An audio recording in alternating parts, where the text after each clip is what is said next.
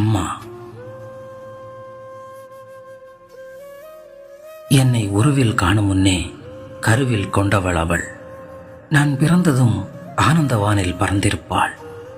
காற்றை முந்தானைக்குள் வடிகட்டி சுவாசிக்க தந்த மூன்றெழுத்து மந்திரம் அவள். நான் இறைவன் படைப்பாயினும் வலியடைந்தவள் அவளே. விழுந்தால் எழுகையிலும் வலித்தால் அழுகையிலும் அள்ளி அணைத்திடுவாள். என்னை விட என்னை அதிகம் நேசித்தவள் அவள்.